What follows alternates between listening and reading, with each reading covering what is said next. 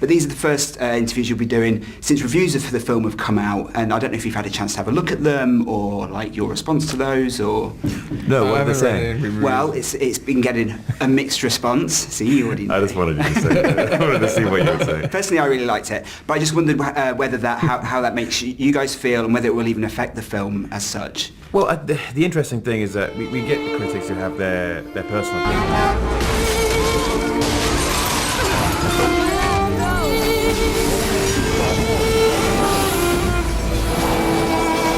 What, we some kind of suicide squad? This handsome. Honka, honka. Like brunch. Like, what is brunch?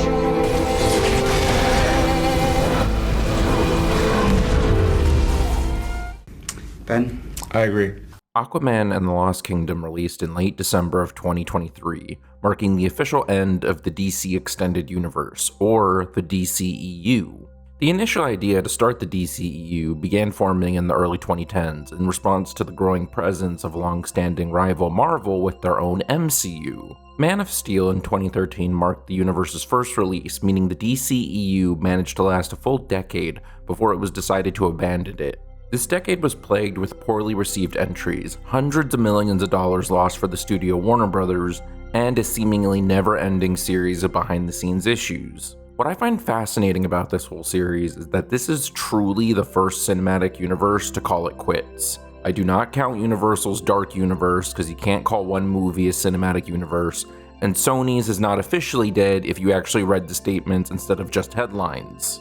Warner Bros. Rebranded their DC sub-studio in hopes to wash their hands of the troubled past of this series. I would like to commemorate the DCEU by covering the films and one TV show they had released during this time, and cover what went wrong at every single turn. So I think the real history begins in 2008 with the release of a little movie called The Dark Knight, directed by Christopher No Chairs Nolan. The response to this movie really made Warner Bros. Feel on top of the world. The movie made $1 billion and even made the Academy Awards expand Best Picture nom slots because of how upset people were that it didn't get nominated. When a movie is this successful, producers just think, well, if we reuse the same formula on this, then the success will be replicated. Their other attempt to start a DC universe on film was the huge failure Green Lantern, which people thought was too goofy. So since their big, dark, gritty Batman movie was beloved, it was time to take this template and apply it to their second biggest hero, Superman. David S. Goyer, credited writer on The Dark Knight, was intrigued by this task and created a pitch that he brought to Nolan, who was impressed. The two gave this idea to Warner Bros., who put them on the project. I think Warner Bros. Was looking at this from two different angles. The obvious one being getting your two big creative minds behind your biggest superhero movie to make another one just seemed like an easy win. The second thing I feel like they were keeping close to the chest was maybe hoping Nolan would come on to be the head of their hopeful cinematic universe. Marvel were releasing extremely popular films and Warner Bros. Wanted to compete. Having Nolan to guide theirs just seemed to make the most sense. The mistake they made is that Nolan really doesn't seem like the guy who likes to be tied down. He even debated for a long time even making a sequel to The Dark Knight despite its success. Obviously, he did eventually release a third film in 2012, but I get the impression Chris wanted to wean himself off of superhero movies. Nolan wanted to help get this idea for a modern Superman movie out there and move on. This film would eventually be known as... This remains the only movie in the DCEU with Nolan as a credited producer, and it shows, but I will save that for the actual film analysis. Many directors turned down the project as it seemed like a pretty daunting task on paper. What is important to note is the general public's perception of Superman at this time. Mainly that audiences had kind of turned on Superman. The common complaints were that he was goody two-shoes, too powerful, too perfect, thus leading to the label that he was boring. 2005 saw the release of Superman Returns, a movie that felt the brunt of all these criticisms. Goyer's main goal when pitching Man of Steel was the idea that this Superman was updated for a modern context.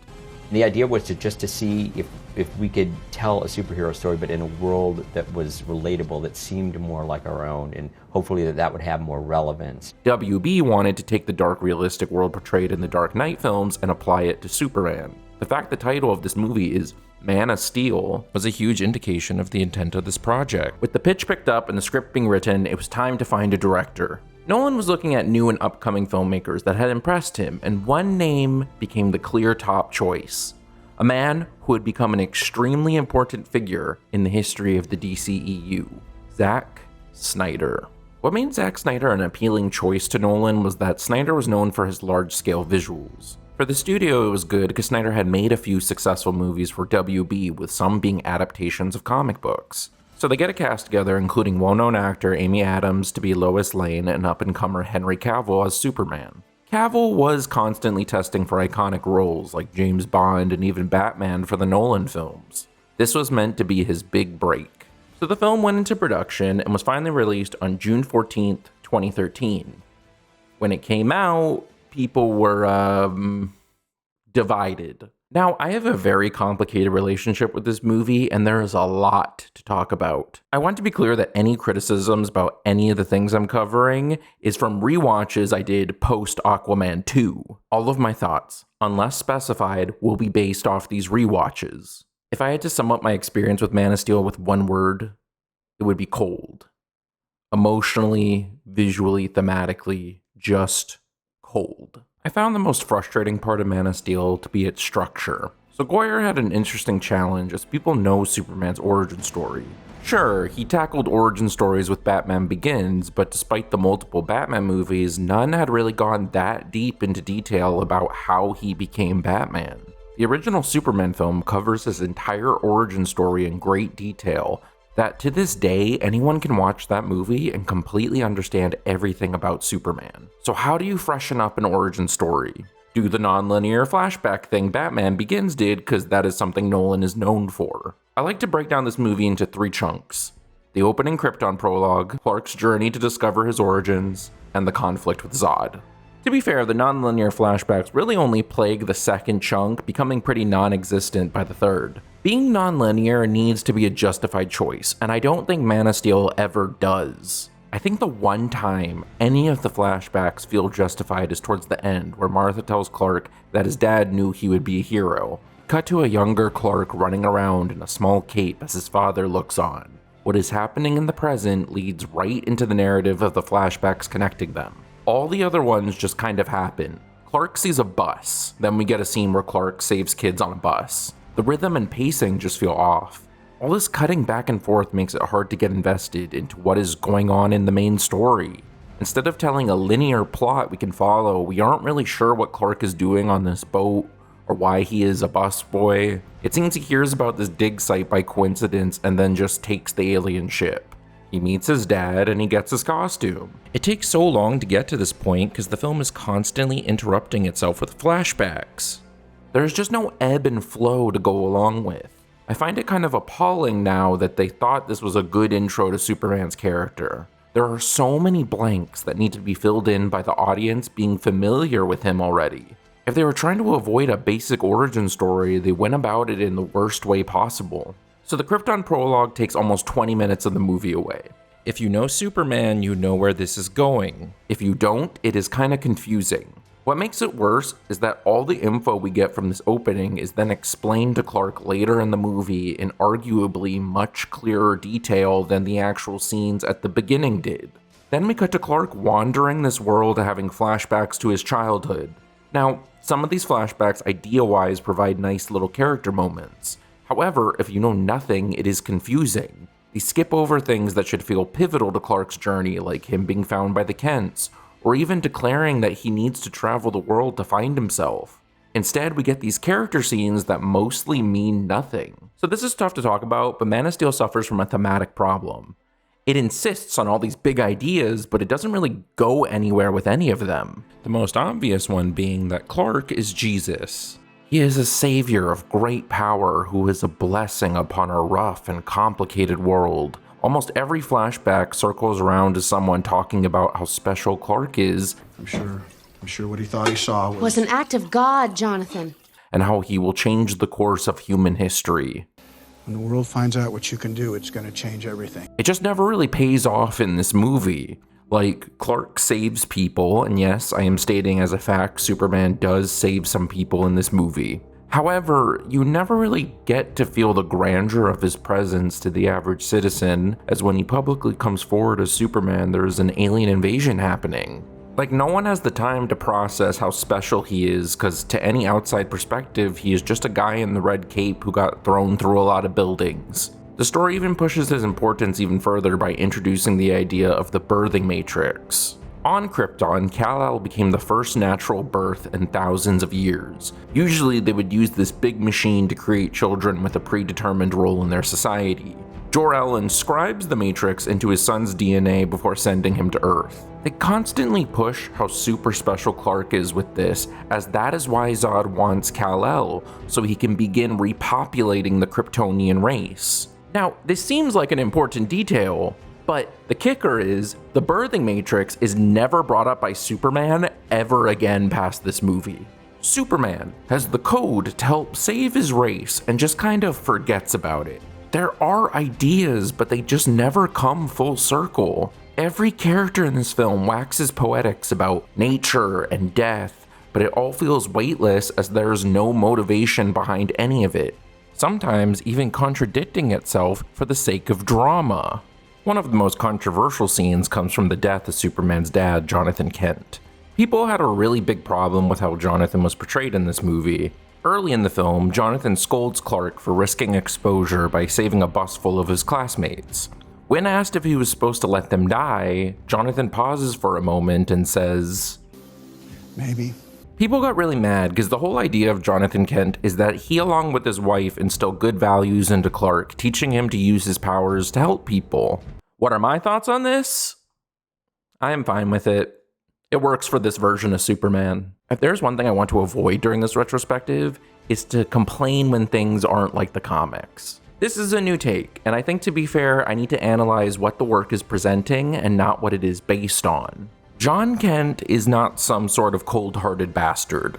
He is a caring father who wants to protect his son. Him saying maybe is an acknowledgement of how complicated this situation is. He knows one day Clark will need to expose his powers to the world. He just doesn't want him to do it while he is a hormonal child. I don't have many issues with what this conversation is trying to say. It just all gets contradicted when Jonathan dies.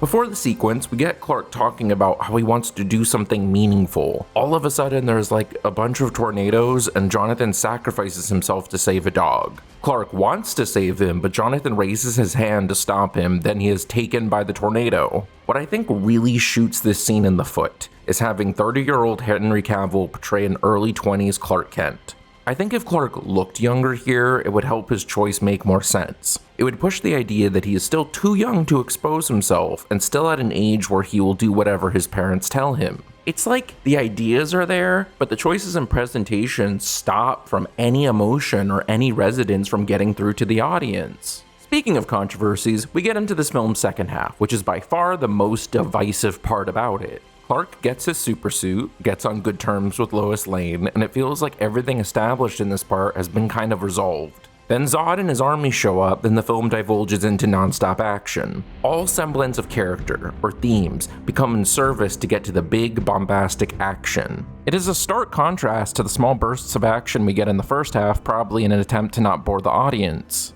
Too much action also has the same effect. It really feels like it is non-stop with so much punching and explosions. The key to being invested in long action sequences is wanting to see the character fighting win. Given all the confusing decisions I have covered up till now, I was not invested. The second half of this movie just became a cacophony of noise. It felt so numbing after a while, and that numbness was only ever interrupted by feelings of disgust. The big climax of the movie is built around Zod trying to terraform Earth, which features very visceral destruction with horrific implications of civilian life. Let's not beat around the bush here. Snyder is clearly invoking 9/11 imagery with the destruction of buildings to the constant shots of dust and ash consuming innocent people. This makes the movie feel more serious, yes, but is it appropriate for this story?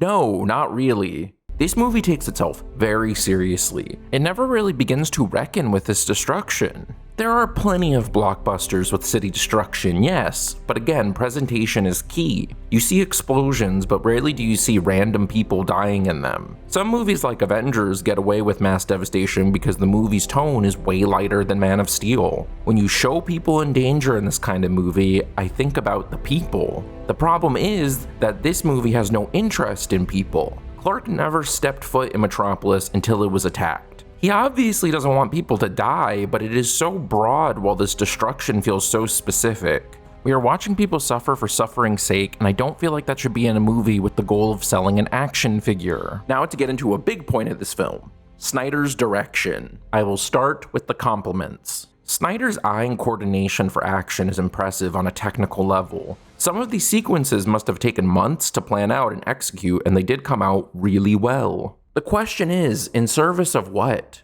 Cool action is cool, but eventually people want to feel something else. Snyder likes to desaturate all the color in a majority of his films to make them seem more serious and gritty. It doesn't really work when you are trying to tell a story about hope and a guy who does heroic things. Snyder as a visual storyteller really only can communicate two things in his films. Look how cool this looks, or look how much this person is suffering. It is very clear Snyder thinks the only thing that makes Clark special is his great power.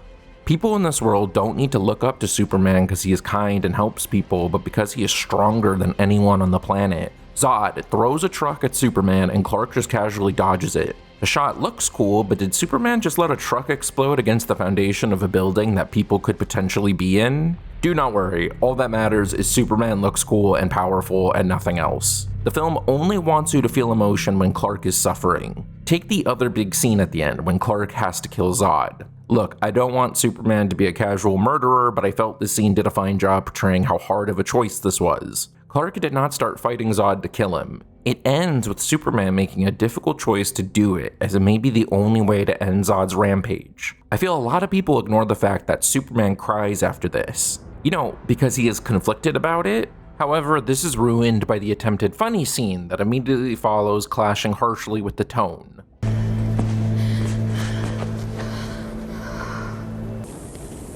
I just think he's kinda hot.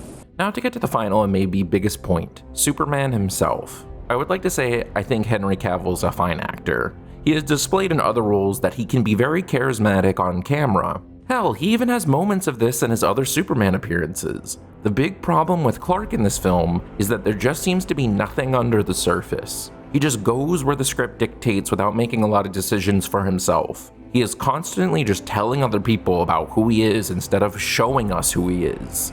Snyder's direction of Superman being angelic and godlike makes Cavill perform Superman as a straight-to-the-point robot, with him only really showing emotion when he is angry or upset. I think there are two great character moments that show they could have made us like Clark way more if expanded upon. I like the scene in the diner where Clark is a busboy. He steps in to help that server, but then tries using kindness to defuse the situation. I am even fine when Clark goes outside to destroy his truck. I like the idea of a Superman who is still learning to be a better man. It is human to be frustrated, and I'd rather him do it to a truck than a man. The second scene is considered the highlight of the film to many, including its detractors. The sequence features Clark putting on the suit and trying to fly. We get to see him laugh and even fall only to get back up and succeed. In a vacuum, this is a great Superman scene. However, given all the other problems, Clark in this film feels like a blank slate who operates in the broadest strokes. Threaten his mom and he gets angry. He tries to stop people from dying. He wants to know where he comes from. You can really project anything you want on Clark, because underneath the surface of his character, there is nothing more than aspirations other people blew up his ass. Man of Steel, by extension, is a blank slate of a movie. You see and get what you as a viewer put onto it. I feel people who like this movie have to do a lot of heavy lifting to make it work for them. I know. I used to be one of those people. I used to really like this movie. I felt the movie was bold, an exciting new take on a character that people have been complaining about for decades. Every flaw this movie had, I felt was a deliberate choice that would be addressed and expanded upon in planned sequels. This movie was about Clark taking on the mantle of Superman, and the hypothetical sequels I created in my head would see his character slowly grow into the Clark Kent we all wanted to see. Instead of Superman just being altruistic and right, here he was flawed and needed to grow and decide his own ideals. It felt exciting and new. I was excited to see this character so stuck in one mode transition from the inexperienced hero we see here to the symbol of hope Man of Steel positions him as. I felt in my heart this movie was just a stepping stone, leading to something great. Then it turned out the next step was covered by a huge turd. Before we get to that, Man of Steel had an estimated production budget of $225 million, finishing worldwide around $670 million. For context going forward, major studios look for certain milestones when it comes to budget and box office. A general rule of thumb is that since the budget does not account for marketing costs,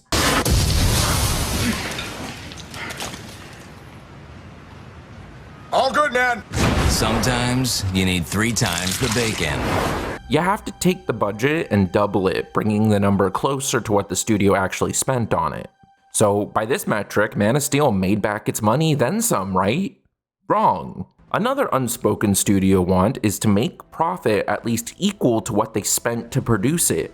So you have to add the budget a third time to get what they expected the gross to be. So using this metric, while they did make their money back, Man of Steel performed well below expectations and to divided reviews. WB still had hope and decided to double down on this film being a launching point for a new cinematic universe, despite the creatives behind it not really making it with that intent.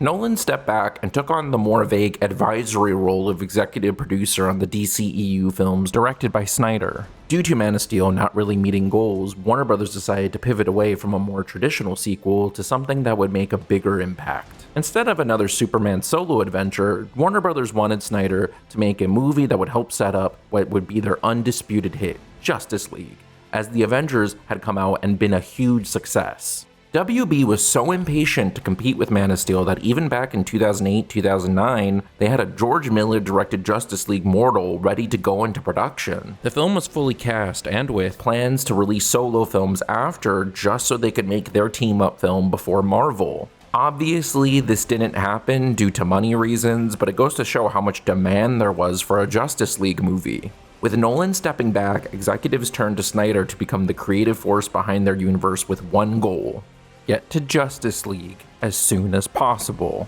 Now obviously the next movie couldn't just go straight to Justice League because Man of Steel really only laid the groundwork for Superman and no one else. With this task, Snyder decided to approach his plans not as some wide universe of interconnected films, but as a saga. He wanted to take these characters and make a big, dark Lord of the Rings. So he and the studio came up with the best idea to launch their new universe. In July of 2013, a month after the release of Man of Steel, WB announced the next Superman film at Comic-Con. They wanted to make one thing clear: Batman was in it. In the mid-2000s, attempts were made to make a Superman-Batman movie, but it never panned out. This being something the studio was interested in made it an easy choice to become a Justice League launchpad. Also, if Batman was in it, it was gonna bring in the big bucks. Casting rumors immediately went rampant with who would play the iconic character, before being announced in August of 2013 to be Ben Affleck. This was met with big backlash, as Affleck hadn't really been taken seriously as an actor for a while. He had more respect as a director, having won Best Picture the previous year for Argo. Affleck even brought on that movie's Academy Award-winning screenwriter Chris Terrio to do a script rewrite, as David Goyer was busy. So the Batman-Superman movie had all its major characters. However, in December of 2013, Gal Gadot was revealed to be playing Wonder Woman in what would be her first live-action theatrical appearance. No one was really expecting this, but it was a welcome addition. Then they announced theater actor Ray Fisher as Cyborg, then Jason Momoa was going to be Aquaman, then Ezra Miller as Flash, all in this one movie. It was actually happening. We did not know how big of a role these characters would play in the film, but it was clear that Warner Bros. Was putting all their eggs in this basket. They wanted that Justice League money.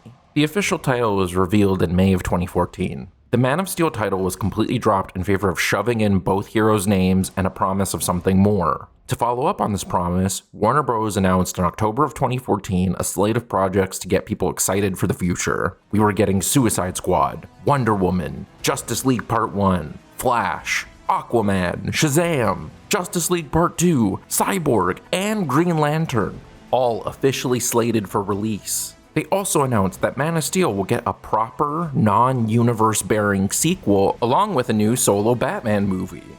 I will get into this more post-BVS, but a lot of these projects were altered or would just never come to fruition.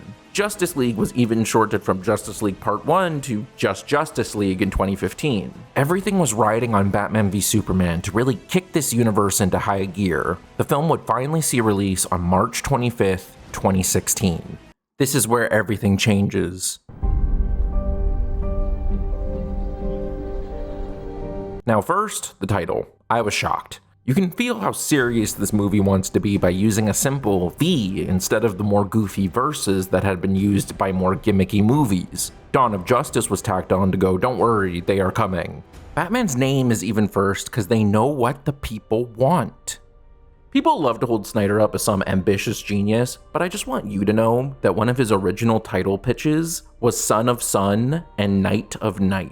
I am not joking. This dark, serious tone became the thing Snyder wanted to double down on as Marvel movies were seen as more lighthearted. As such, I will be critiquing his ultimate cut of BVS over the theatrical, because it is closer to his original vision as it is R-rated. I also chose to cover this one as the theatrical is borderline incomprehensible without the 30 minutes of additions made to it. The ultimate cut puts more effort to lay more foundation to have scenes make sense, where the original, they kind of just happen. I had been looking forward to this film for 3 years. I had been waiting since it was announced. I had pinned so many hopes for follow-ups on all the criticisms that were placed on Man of Steel to be addressed. When they announced Batman as a co-lead, I felt vilified. Even in trailers, they positioned Bruce as antagonizing Superman for the events of the previous movie. Batman is a character known for his strict morals, especially against killing, and was going to have to fight to instill these ideals into an all-powerful alien. Superman could learn from Batman and grow closer to the ideal hero people wanted to see. Instead,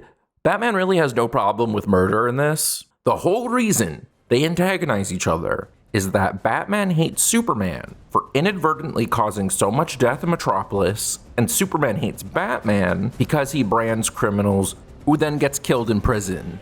Both characters take a stand ethically against something that they also do.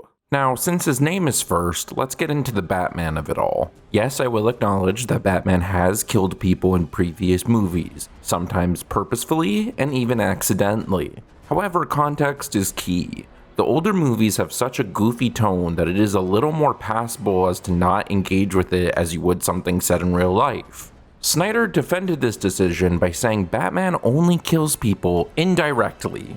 I get the argument when it comes to branding, but dragging a car with people in a Batmobile or shooting a gas tank, blowing up a guy counts as killing with intent, Zach. This movie really pushes Batman as the main focus. Snyder wanted to position him on this pedestal as he was very key to his plans for his saga.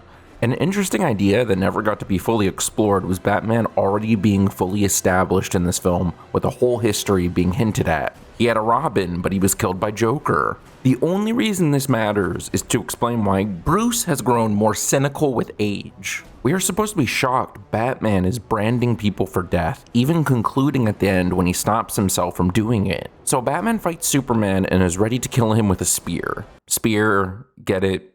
Because Superman is Jesus. He stops himself because Superman asks Batman to save his mother, Martha. Save Martha! Batman's mother's name is also Martha. Why did you say that name? Look, this scene has been memed to hell and back. Some people tried to defend it at the time, but even DC makes fun of how dumb it is now. What's your mother's name? Martha. My mommy's name is Martha, too. My point is that this moment narratively and emotionally is supposed to be the moment Batman gains some humanity back, right? The people that defend this moment agree that this is the point, right? Then Batman, while saving Martha, kills a guy in, by my opinion, the most direct murder of the entire movie. Oh no, it doesn't matter for this guy, but it is really earned when he decides not to brand Lex Luthor at the end of the film. Well, how is Affleck in this film? He stinks. He is bad in this movie. He just frowns and grimaces the whole time. By all accounts, Affleck was miserable making this movie. There are many interviews reflecting this, like the iconic one where he zones out. Apparently during production, Affleck would try to direct scenes himself because of how poorly the movie was turning out. Reports say he was embarrassed when the movie came out due to its poor reception. Hate to cut ahead, but yes, this film was poorly received. Now, I think there are a lot of key issues to address when it comes to the actual presentation of this film. The key sticking issue for most people that bleeds into every other is that the film was just so dark and bleak. With Snyder given full creative control, he could now double down on his wants for this movie. In doing so, he made a Batman-Superman team-up film where iconic Superman character Jimmy Olsen is immediately shot in the head. I think Snyder's angle with this movie, specifically, is to portray superheroes in a realistic setting. A prominent theme in one of his favorite comics, Watchmen, which he had adapted earlier himself. The difference here is that Alan Moore, writer of Watchmen, can actually write. It seems as if Snyder took two ideas from Watchmen. There are tons of politics, and it is dark, bro. Batman v Superman covers smear campaigns, foreign warlords, Senate hearings, business deals, when really what most people wanted was to see Superman and Batman interact. The odd thing is that they barely meet. Once in suit for a minute, once in their civilian identities, and then all the fighting that happens at the end. The majority of the movie is just people talking about shit, but you're not sure what anyone's motivations are besides Bruce and Clark going back and forth about how much they hate how the other kills people. Nothing is being developed or pushed forward in any interesting way. By the time we get to the fight, it feels like about 10 minutes of the last 2 hours mattered to get to this moment. Forgot to mention that the theatrical cut runs about 2.5 hours, while the ultimate cut pushes it to 3. When Snyder has the reins to make a movie, he just shoots a lot because he thinks longer movies equal better movies. Neither version really justify their runtime. Let's talk more about this one on the Superman side of the movie. Something I and many expected of this movie was that the catastrophic destruction in Man of Steel would be addressed, and it is. Kind of. The whole main conflict of BVS is that people don't know what to do about Superman. This guy shows up, is involved in the destruction of a major city, then just goes, hey, I'm actually here to help. Some people see him as a savior, some fear him, and people in power are trying to get him to abide by their rules. Hell, the whole reason Batman wants to kill Superman in this movie is because of the destruction in Metropolis. The opening set piece is a great way to tackle this point of contention. We get to see the horrific battle not from the eyes of the people fighting, but the people below who are suffering. Now, while this is central to the narrative and the character arcs of the film, it is never truly reckoned with or concluded on. It is not like Clark learns to be more careful or something. He is obviously very conflicted on how people see him, constantly questioning if he is doing the right thing. This is all brought to an end where Clark gets sad and climbs a mountain having a vision of Ghost Jonathan. His dad tells him a story about how he was celebrated for diverting a flood as a child, but ended up sending it towards a neighboring farm, killing their horses. He says the only thing that made him stop thinking about it was meeting his wife. Did the nightmares ever stop? When I met your mother. So he essentially tells Clark, sometimes you can do good things, and it will still piss people off.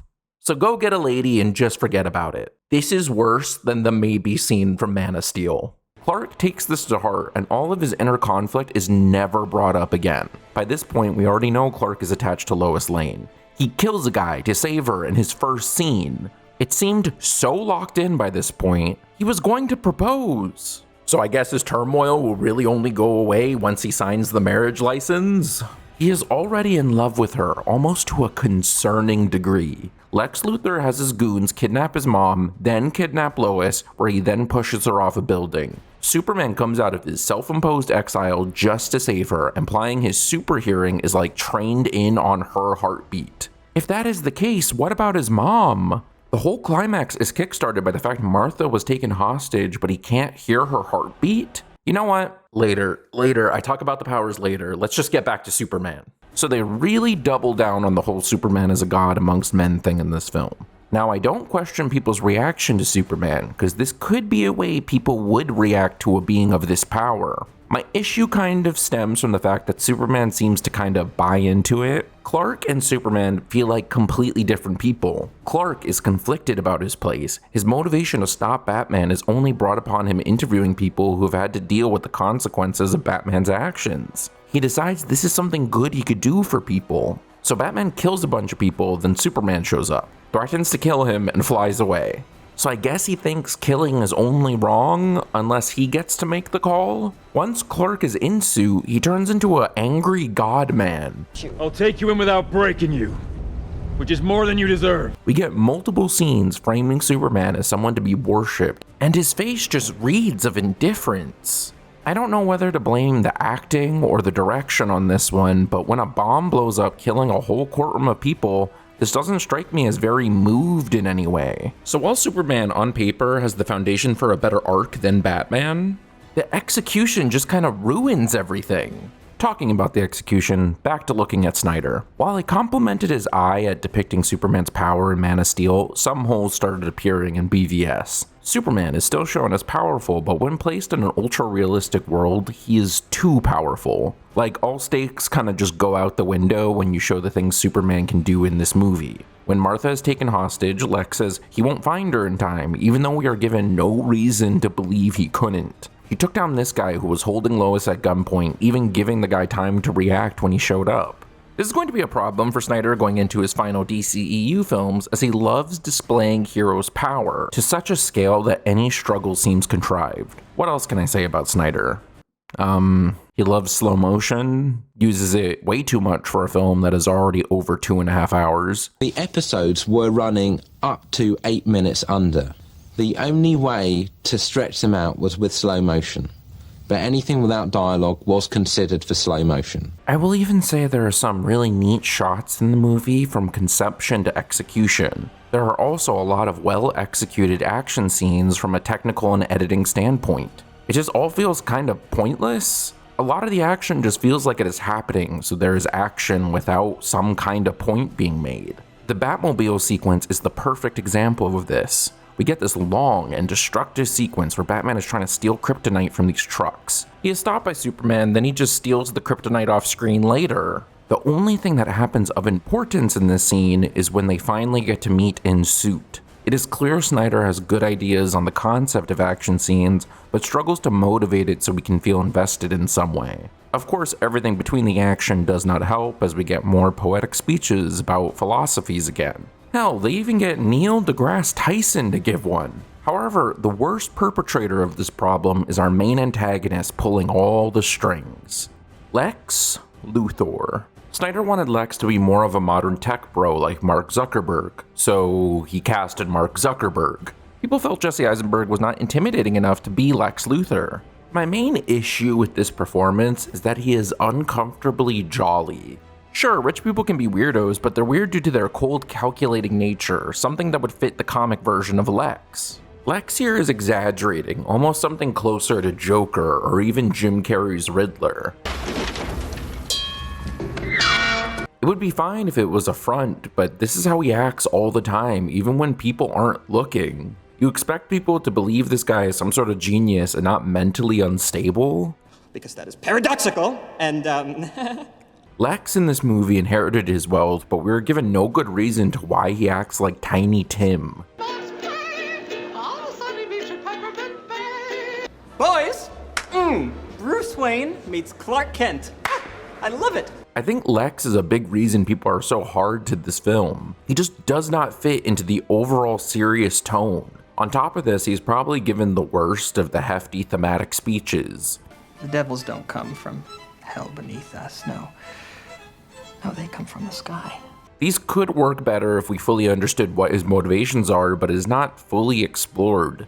As I understand it, Lex's whole goal is to get Batman to kill Superman. He engineers situations where it looks like Superman is killing groups of people, even though he kind of is already doing that himself. The only thing Lex really does to further this plan is getting kryptonite to tempt Batman to steal it. Then there's this whole kidnapping Martha to force Superman to fight Batman. Sure, but why did he make Doomsday?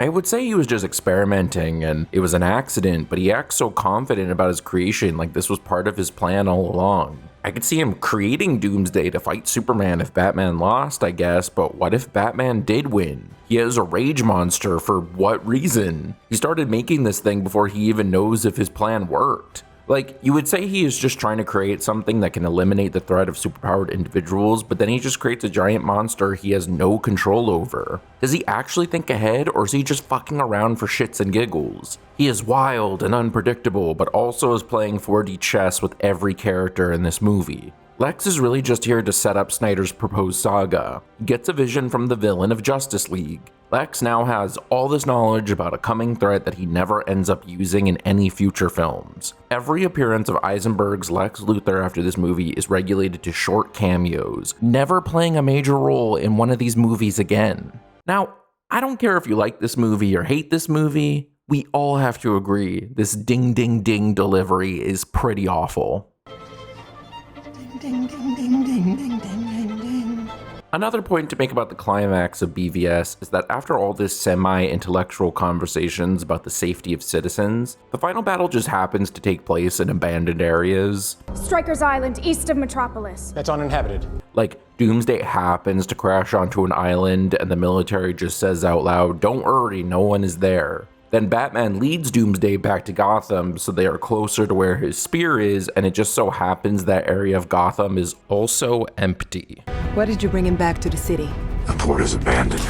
After having the value of human life be such a big point in the film, it would have been better to feature scenes of our heroes saving people. That was a thing people criticized Man of Steel for. Snyder wanted to continue making his giant explosive finales, and instead of adding an aspect that would make everyone happy, chose just to eliminate all human danger so he could have as much destruction as he wants. As a result, like Man of Steel, this whole final fight just becomes noise. It is a lot of tonal whiplash by going from Senate hearings, philosophical discussions about gods and ethics, to ending with, let's kill the monster who looks like the Incredible Bulk. What the hell is that? Well, it ain't Barney the Purple Dinosaur! We are just watching two near-invincible people punch and kick an invincible gray mass. I will say though, Batman is really funny during this fight. Like, he's just so out of his depth and does very little to help. The perfect example is when the three heroes pose for their big crowd cheer moment. Then Doomsday fires an energy burst and Superman and Wonder Woman take it head on while Batman has to jump under some rocks. Maybe if you shown citizens in danger, he could go evacuate them. Not like he is making any difference during this fight. The fight only ends when Superman is able to stab Doomsday with a kryptonite spear. Killing Superman 2 movies into your franchise is a pretty bold swing. It would be better if people really liked him, but bold nonetheless. Imagine if Iron Man had died in Incredible Hulk. The death is done narratively to motivate Batman and Wonder Woman to step up their hero game as we need to get to Justice League as soon as possible. This is all undercut by the last shot of the movie being dirt levitating off his coffin. Superman will rise again. If the Jesus parallels weren't enough, his death is even caused by the Holy Spear. I mean, Kryptonite Spear. I just don't really understand why Superman had to use the spear. Wonder Woman is there, she could do it. Oh yeah, Wonder Woman is in this movie. I have touched upon it lightly, but this film is riddled with setup for future movies. Despite being marketed as a lead in the movie, Wonder Woman does not really factor into the plot in any meaningful way. I could describe the whole narrative and not really mention her once. She is just here to get people interested in her movie coming out the next year. She just leaves very little impact. When I saw this in a theater and she showed up during the final battle, one guy wooed and clapped before realizing no one was feeling this movie. Besides the final battle, the only prominent thing she does in this movie is watch teasers of other Justice League members from Lex Luthor's files. These appearances are the extent of these characters' roles other than Flash, who gets a tiny bit more. A future version of Flash just pops up in Bruce's lair to spout a bunch of nonsense that would pay off years down the line. This is how he appears before even the video teasers, so people were very confused by this, especially since it is immediately following another jarring sequence, known by name as The Nightmare. This part here is just for teasing Snyder's story plans, because it just kind of happens.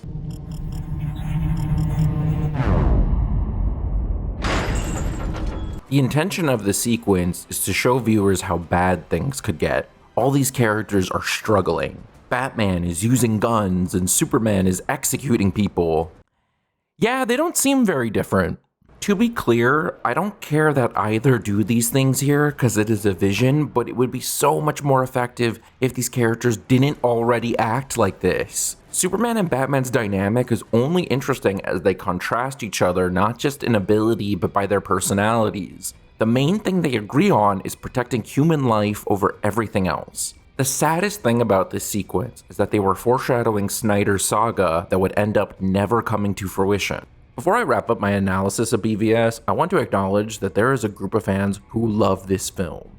People who treat it like it's Twin Peaks Firewalk with me. A dark, misunderstood, challenging film that will one day get a critical reevaluation as a really well-made piece of art. A lot of the things I criticized about BVS are things people love about it, and that is fine. You are allowed to like what you like. I just want to point out that this was the beginning of two things. One, Zack Snyder's diehard fan base begins to form. People liked him fine, but this movie really had people dig their heels in to defend him. Any problem with this film is something the studio wanted, and everything good about it is Snyder. The second thing is the discourse it began about critics versus audiences. The people who loved this film felt the reception was unfair and felt that there was something fishy going on. I will expand more upon this for the next movie, but the conversation really started here. Batman v Superman was made on a reported budget of $250 million. Ending its total gross at around $874 million. As the studio hoped for at least $1 billion, the film was seen as a disappointment. It was clear, 2 movies in, some course correction needed to be done. It was clear somebody needed to start steering the ship, and that person could not be Snyder. DC's next scheduled film, Suicide Squad, had already completed filming by the time BVS was released. Some early cuts were even being screened featuring a very similar dark tone to the previous DC films. Due to the too dark backlash, WB had brought on famous DC Comics writer and at the time CCO of DC, Jeff Johns, to write some new scenes to lighten the tone of the film that would be filmed during reshoots before its release later that year. WB decided to expand John's role by making him the co-head of a new division, DC Films, alongside the executive John Berg in May of 2016. This new division would start to use a tighter leash to ensure quality control going forward. One of their initiatives was to try to make DC more filmmaker forward. A common Marvel complaint was how their productions have started becoming very monotone with very little deviation from each film. So they quickly started signing directors so they could hold a big panel at Comic-Con in July of 2016. They had Suicide Squad's David Ayer, Patty Jenkins for Wonder Woman, Zack Attack to talk Justice League, James Wan for Aquaman, Ben Affleck given his own Batman movie so he could be happy, and Rick Famuyiwa for Flash. Now, some of these guys did not end up directing their movies. Why Affleck didn't end up making Batman, I will cover later, while Famuyiwa's is a little shorter to explain. He left the project over a year later due to being unable to agree on a creative direction for The Flash, a problem that would plague the film for years to come. He did, however, manage to sign on Kiersey Clemons to play Iris West and Billy Crudup to play Flash's dad. Both ended up filming cameos in Justice League to set up their appearances in Flash, but it ended up not working out. Clemons was cut from the theatrical cut of Justice League, and when a Flash movie was finally made, Crudup dropped out due to scheduling issues. Even though the rest got to complete their movies, every single one of these directors faced huge challenges working with DC films. So now let us move on to probably the most frustrated of these filmmakers, David Ayer, who by the time of this panel had completed his film. What we did not know at the time was that he had just gone through one of the most notorious productions in comic book movie history.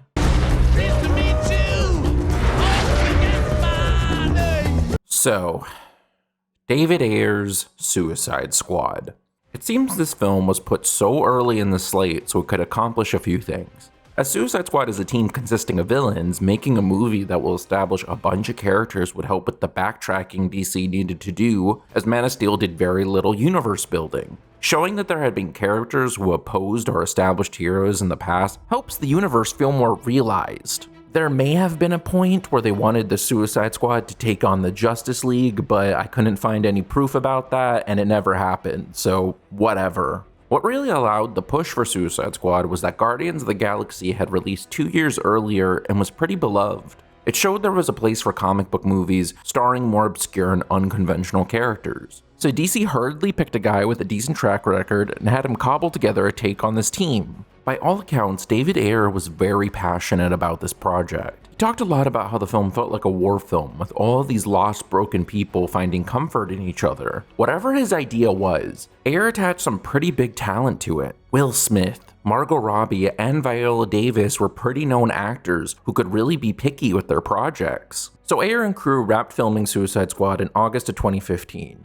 He put a first cut together and it tested pretty poorly. Batman v Superman coming out before didn't help either. The main criticism of that film was that it was too dark, and this first cut of Suicide Squad was also pretty dark and serious. By this point, there were a few trailers and teasers for the film that did not really communicate this darkness very well. Seeking to salvage the film, WB recruited a trailer house responsible for these trailers to recut the film and make it more fun and lighthearted. David Ayer was not aware this was happening. They tested this version and it did just as badly as the first cut. So, in an incredibly baffling decision, WB decided to have Jeff Johns write new scenes for reshoots to act as a bridge in a new cut where they would take bits of the Ayer cut, bits of their fun cut, and all the reshoots they were about to do, all while trying to get all this done before the film's scheduled August 2016 release date. The major change was redoing the entire third act, probably to beef up the action. It is hard to really know what was changed and what parts come from which version. All we have to go on is the film that was presented to audiences on August 5th, 2016. It is apparent, however, that if this movie is supposed to be the corrected, improved version,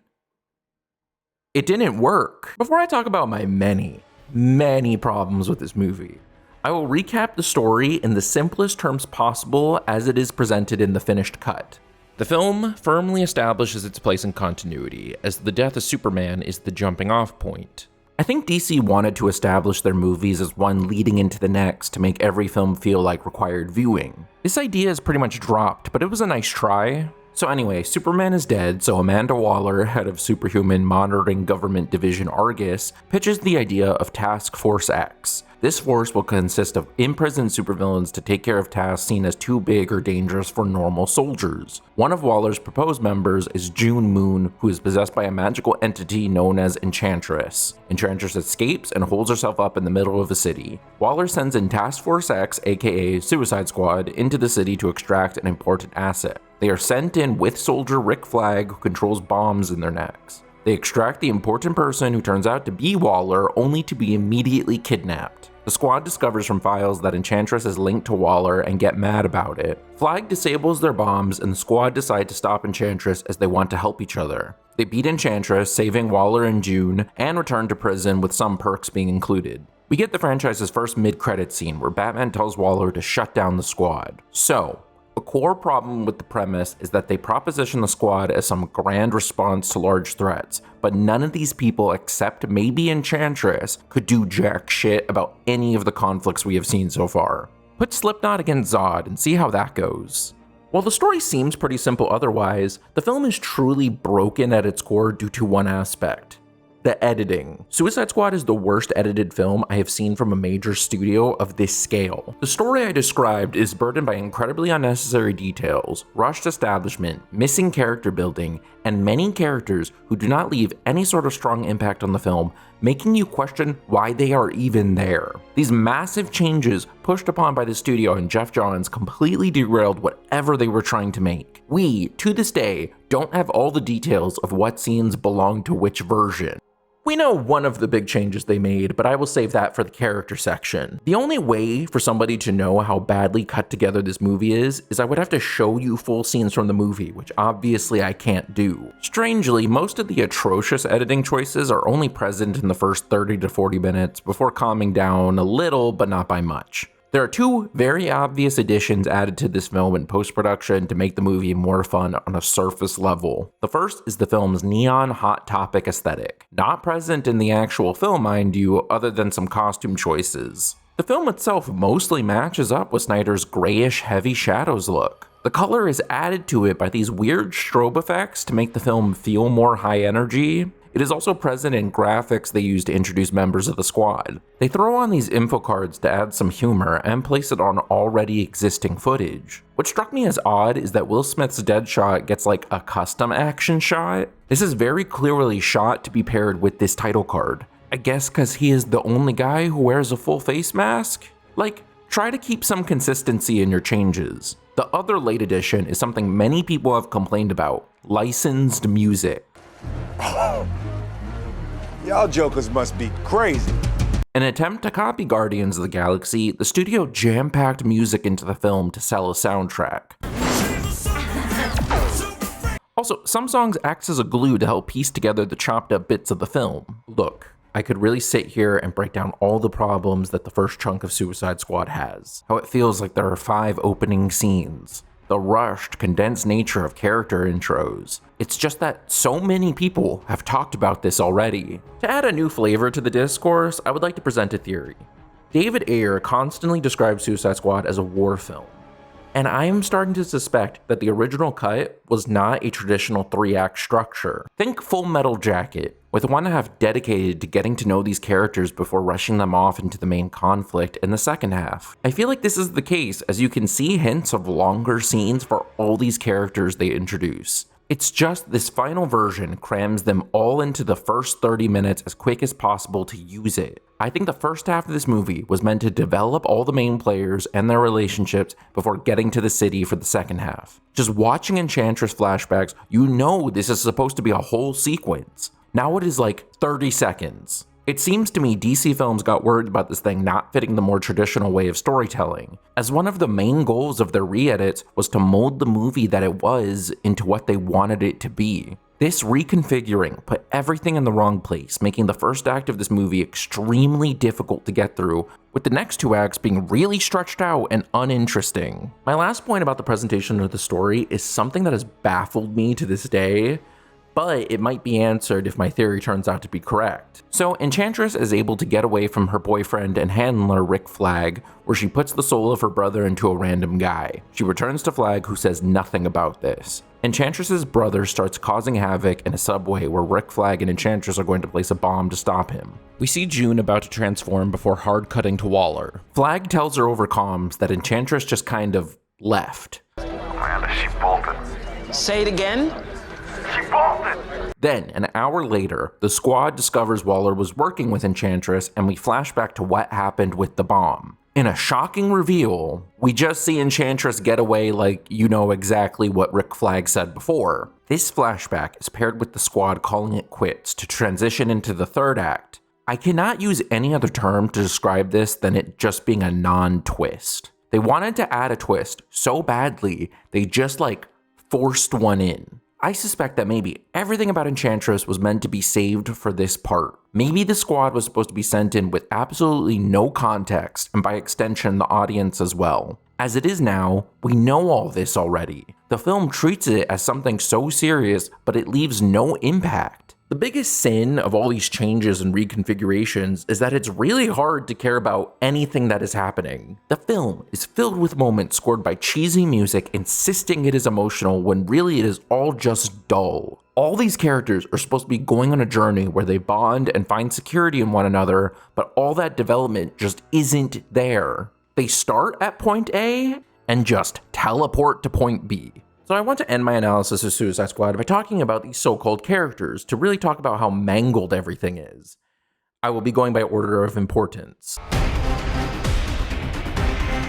This is a team of soldiers that are sent in with them, even though the Suicide Squad is supposed to just do it to avoid these casualties. None have any personality and just hang in the background. One of them is played by Scott Eastwood, son of Clint Eastwood. This was during a time people thought Scott was the next big thing, so some fans who were so desperate for universe building thought he was Nightwing undercover.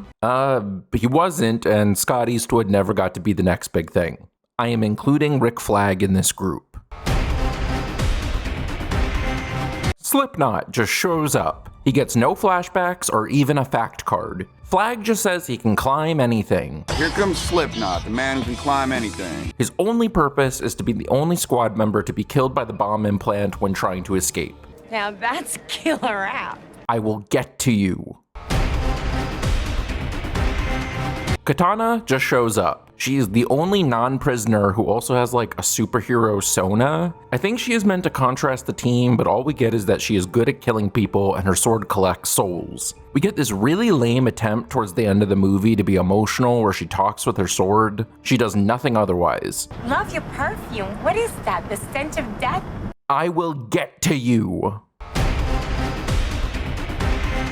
He is the muscle and comic relief, except he barely says anything. I only put him higher than Katana because he gets a fact card. Leaves no impression. I like his funny crawl though.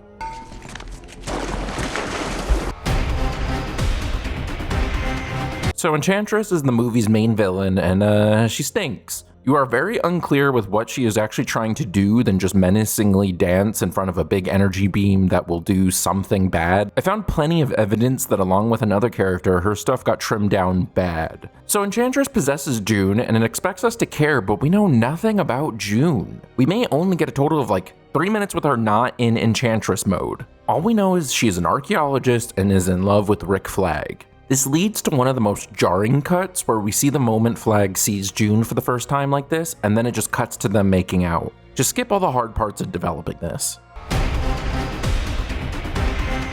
Boomerang is just kind of there with his joke just being he is an idiot. He's only placed so high in importance because he gets the third info and is considered a core member of the comic book squad with Harley and Deadshot. I don't find him funny. His joke is just he is kooky. He does one funny thing in the movie. When Flag disables their bombs and gives them the choice to help him, Boomerang just runs out the door. This would be even better if he didn't come back, but oh, he comes back. He never gives an explanation why, so we just assume he decided to be brave for his friends. It is moments like these that ring very hollow as we are given no evidence these people have bonded. They just met a few hours ago and have barely talked to each other. Which leads to the next character. El Diablo is the only character in the film who has some semblance of an arc. Not a lot, but it is there. He is a man who has grown scared of his powers and practices pacifism. As he is the strongest member in the squad, other members push him into using his abilities to help them. Then we get to the bar scene. Many people have cited this scene as the only good scene in the movie, as the characters actually sit down and talk with one another. For me, it is a little too late. Everyone does and says their normal bullshit, but El Diablo reveals he is scared of his abilities because he accidentally killed his family. Compared to everyone else in this movie, it is something, but everything preceding it does not support where he ends up. When they confront the Enchantress, he refers to the squad as his family. I lost one family, I ain't gonna lose another one! Where did this come from? All of them have belittled you or made you feel bad. Oh, then he turns into an Aztec fire monster, then dies. This was never established or explained how he did this. Viola Davis is great as Waller. Amanda Waller is the ultimate hard-ass and always has some sort of ulterior motive. Viola Davis is so well cast that she has played this character more times in future roles than anyone else in this movie. The movie around her is terrible, but it is hard to deny that she is perfect for this role. Go get it, girl. Deadshot is the closest thing the movie has to a main character. He has the least edge of the squad, and most importantly, he loves his daughter. As we all know, the best way to make someone instantly likable is to saddle them with a kid who can't act. Don't worry, I still love you. There's a part where Waller offers Deadshot freedom if he shoots Harley. Then, he misses on purpose. There is a lot of ways to read this. Maybe he wants to piss off Waller or doesn't believe her. Possibly Deadshot was supposed to have liked Harley by this point. You're my friend too. The ultimate explanation we get is in the bar scene where he says he doesn't kill women or children. I don't kill women or children. Look, I understand that would be dark, but I just feel this line was thrown in there for no other reason but to appeal to general audiences so they can be like, aw, he ain't that bad. He murders people for money, but he has limits. If you want to make a movie about evil villains, just commit. Make them atrocious people. It would be less boring than this. When they are violent, it is played for laughs. Also, Will Smith is bad at acting. You are evil! Next. Probably the most iconic look from this movie, and for good reason. Harley Quinn is an immensely popular character, and Margot Robbie kind of just owns this role. She fully throws herself into it, and it's hard to imagine anyone else taking this on when she inevitably has to let it go. It just kind of stinks that she has by far all the worst lines in this movie. I'm known to be quite vexing. I'm just forewarning you. Ladies, shut up! This character makes a good Halloween costume. Other than that, she is unbearable. Worse, her entire storyline was butchered by the reshoots. Harley Quinn is defined by her relationship to the Joker. She is very clearly more obsessed with him than he is with her. It is also presented in a modern context as an abusive relationship. One of the things we know about David Ayer's version was that this was how the relationship was meant to be portrayed. Joker rescues Harley to get some drive from her, only to push her out of a helicopter after he gets it. His copter gets shot down, and he tries to get Harley back before the final fight. She rejects him as she can now see he does not care for her. WB, worried about this, made one of the main goals of the reshoots to make this relationship more loving. Instead, he now pushes her out to save her life. I remember people getting very attached to this relationship when it came out, becoming a very popular couple's Halloween costume. Now it is time to talk about her other half. I'm the Joker, baby! This character is the most hated part of this film. The build-up compared to what we got really ended up being a huge letdown. First, we got this image. This was immediately memed upon due to the very obvious choices in tattoos. Then we got the on-set stories. Jared Leto was going very method. He was always in character and sent all the cast members weird gifts. There was so much build-up to this performance, especially since no one had played the character in live action since Heath Ledger. Then he got all of his scenes chopped up. He is in the whole movie for maybe 10 minutes. The scenes they kept in were hurt by the attempts at energetic editing. They even used worse takes than what was in the trailer. Really, really bad. Really, really bad. By all accounts, everyone involved said Jared Leto was amazing on set, with Leto claiming they shot enough material with him to make his own movie. Anyways, with all this said, Joker is kind of laughable in this movie. His performance feels so miscalculated, and you can just tell he thinks he is nailing this. His take is like a horny gangster. I could tell you meant that. I remember him saying he practiced many laughs to find the right one, and this is the one he ended up choosing.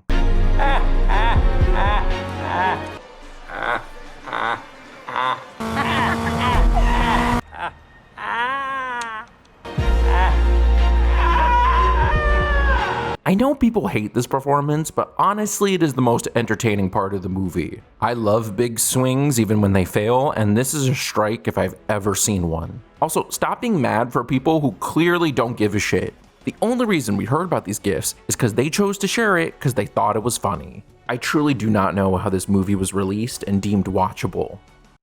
But it didn't matter because this film was the biggest hit of the DCEU so far. Suicide Squad only cost $175 million to produce, the lowest budget for any movie so far. It is wild to think that it would have been even lower if not for the last-minute reshoots and re-edits. This film's final worldwide total ended up at over $745 million, easily turning WB a profit. Even wilder is that this is the first DCEU or MCU movie to win an Oscar. Yeah, it was for makeup, but still for the worst movie from either series at this point. That is pretty impressive. Audiences showed up for this film despite critics tearing it to shreds. What is worse is that the fanbase who had committed to these movies were convinced that Disney had been paying off critics to give these films negative reviews. They felt there could be no other rational explanation, so they started petitions to get Rotten Tomatoes taken down. In hindsight, this is pretty silly because no one sticks up for this movie anymore. People still fight for BVS, but you really see no one doing the same for Suicide Squad. The fact we got better versions of these characters in future projects might have opened people's eyes to the quality of what this was. I think the biggest factor is the years following the film, as now we have tons of information explaining how we got the mess we ended up getting. No one was more frustrated by all of this than David Ayer. Many, including Ayer, have been pushing to get his original version of Suicide Squad released so we can finally see the film he was proud to have his name on. Although Ayer has made it clear he would be taking a break from this campaign, fans still call for it till this day. DC Films was formed for quality control, but I think they got a little trigger happy with their power. Suicide Squad was a success, but not because of the quality of the film, but because the hook was appealing. That wasn't going to work again, so they really needed the next film to raise the respect for the franchise. 2016 saw them release two films that got extremely negative press. People were convinced the DCEU was a failure, and there was no way they could dig themselves out of the hole they dug for themselves. DC didn't just need their next film to be a hit, it needed to be actually liked. And to many people's surprise, it was. Wonder Woman has always been considered part of DC's holy trinity of characters. While Superman and Batman had multiple live-action depictions spanning across film and television, Wonder Woman only had one popular TV show and a failed pilot for a reboot of that TV show. WB could never get a film off the ground, with many creatives going through a revolving door, including Joss Whedon. More on him later. As said earlier, WB finally managed to lock down a passionate director in Patty Jenkins, who had not made a movie in a while despite directing the acclaimed Monster. Zack Snyder and other writers had come up with the basis for the story as they had introduced the character in Dawn of Justice. Jenkins definitely took the story and stuck with it, but made her own changes to match her version of the character. By the time of the release of Suicide Squad, filming for Wonder Woman had already been completed. DC Films liked what they saw, so they didn't want to change too much, but they did request one big change, which I will cover in the analysis. Jenkins did the reshoots, and Wonder Woman finally got her first big screen film on June 2nd, 2017. So to set it apart from previous DC movies and to not conflict with BVS, Wonder Woman is a period piece set during World War I. Given that again, this is Wonder Woman's first big screen solo film, they opted to go with an origin story as it is not as well known as her peers. As an origin story, it does manage to hit all the important beats needed. The movie features many scenes to give Diana various hero moments such as fighting muggers in an alley. I will say this now. While I don't think Wonder Woman is an exceptionally good movie, it is leaps and bounds better than what we've been given so far. The film has a completely coherent plot from start to finish with characters who have understandable goals and personalities. It is also the first DCEU movie to not be completely devoid of color. One aspect I really love about the film visually is the contrast between Themyscira and the outside world. The island is beautiful and green while the world of man is dingy and gray. It helps communicate that this is a world in need of saving, which gives Diana something to fight for. This all builds up to what many consider the best scene in the film, when we see Wonder Woman in her costume fighting through no man's land. It is a sequence so good, I think it is the moment that really brought people on board. It took 4 movies for a superhero to do something actually heroic in this series. Another first is the addition of Chris Pine as Steve Trevor, who up to this point is easily the most likable character in these movies. He's funny and charming without being belittling or cocky. He is a nice guy, and the chemistry with Diana is strong. It does not undercut this film's goal to place women in powerful roles. This film was strongly supported by women as they found it inspiring. While I'm not a woman, it is important to respect that. While studio feminism can feel very forced, it is not presented that way in the film. It works because all the moments come from characters conflicting with ideals, not something mandated by a studio to earn brownie points. Now I want people to keep this all in mind as I move on to the things I didn't like about Wonder Woman. To reiterate, this is not a bad movie. It is just kind of mid, as the kids say. While not a bad thing, it just feels very generic story-wise at this point in superhero films. The film is a little rough in its first act with a lot of exposition. It is needed, but the presentation of it does not help. A weird thing that stands out is the fact every Amazon has like a weird forced accent. Gal Gadot has a very specific accent that she naturally uses in all of her appearances, thus forcing every other Amazon into also copying this accent. And why do you wear their colors? Worst of all, they picked maybe the worst child actor of all time to play Diana. Hello, Mother. How are you today? The other actors are highly talented while this girl's left struggling. What also is concerning is the look at the first act. Wonder Woman was shot on film, but still manages to look very digital with extremely questionable VFX. There is so much slow-mo and concerningly smooth wire work present in these opening 30 minutes. Also jarring is the many cuts present in very simple action scenes. Suffice to say, the film does not give the best first impression. The movie really soars in its second act as we finally get to conflicts that are actually interesting. This section is the film's best, despite some weak supporting cast. The little crew Steve assembles are mostly dull and don't leave very strong impressions. You got the serious one, the charismatic one, and the drunk disgrace. None of these guys are ever really mentioned again in this series, and I will follow suit. While they are uninteresting, they are way more engaging than the movie's villains. There are 3 identifiable antagonists in the film. We have evil German General Ludendorff, his evil scientist assistant Dr. Poison, and the overarching looming threat of Ares, the god of war.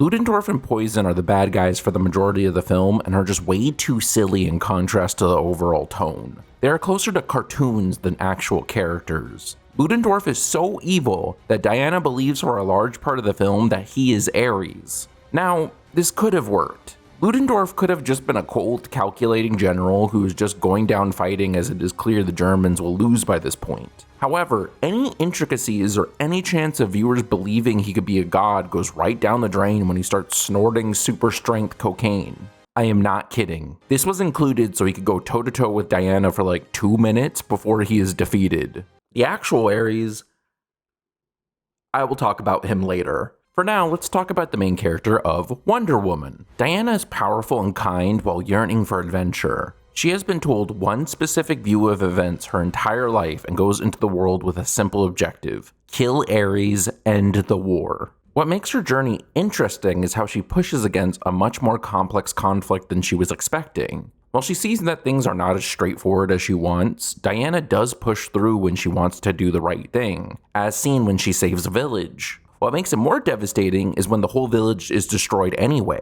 Early in the film, Diana is given a sword called God Killer, created by Zeus and capable of doing exactly what it says on the tin. She thinks all she gotta do is stab Ares and the war will stop. Diana kills Ludendorff and sees it doesn't.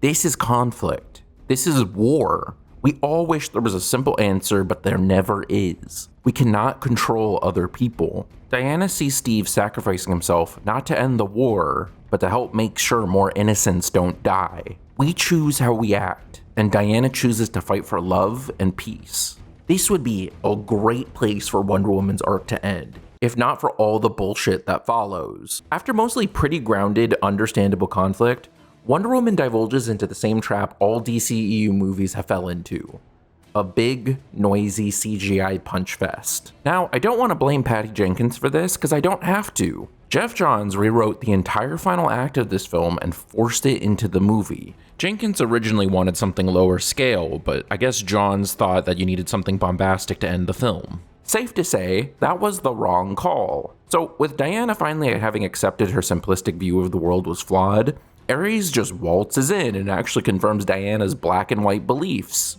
Now, I think this could be salvageable from this point. Ares showed up earlier as a politician who, instead of fighting on the battlefield, causes much more misery through policy. I like this idea better than Ares being some guy Diana has to beat in a fight. What would be even better is if Ares couldn't be defeated. He breaks God Killer and Diana could learn that Ares is a representation of a force of the world and can never truly go away. Like, killing Poseidon wouldn't make the oceans disappear. Instead, in a very predictable reveal, Diana herself is the God Killer, as she is the daughter of Zeus. Ares becomes a giant CGI blob and they punch and fight until Diana says the message of the movie out loud, then kills him with a lightning blast. To really put a cherry on top of all this goofiness, all the soldiers drop their weapons and look dazed like they were under a trance. So killing Ares immediately ends the war. But wait, what about every other war that occurs past 1918? Yeah, it doesn't matter. We won. Diana was right all along. Even so, Diana does stay in the world of man to continue fighting, despite doing it in secret to the point Batman had never heard of her before. The Wonder Woman movies being prequels opens up a huge can of worms, but I'll save that for the sequel. The last note I want to end on is that Wonder Woman may have the worst superhero theme of all time.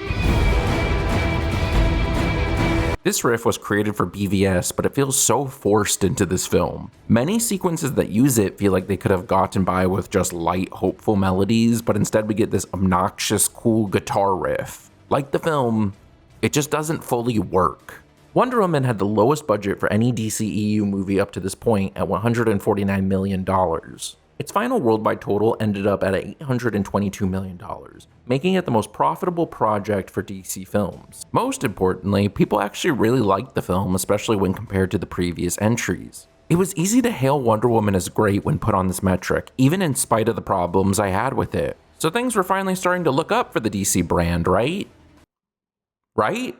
While Wonder Woman ended up being a hit in June of 2017, it was time for Warner Brothers to look forward to their next project, Justice League, which was right around the corner in November of the same year. Rewinding the clock a bit, Snyder's first draft of Justice League Part 1 was described as dark and weird. Snyder's 5-film plan was that each movie would start getting light. After the formation of DC Films, however, studios made him go back to the drawing board. Not necessarily throwing out the idea of his saga plans, but altering Justice League to be even lighter than what Snyder was planning. No more ultra-dark films, guy who just likes making ultra-dark films. Eventually, this new updated script was completed, with mostly lore and world building being cut out of it. The initial production of the film was done from May to December of 2016. Snyder had assembled a few cuts before finally unveiling to the studio who thought it was still too dark. It became increasingly clear that Snyder was not going to conform to this new direction without someone else to lay foundation creatively. Now we have to talk about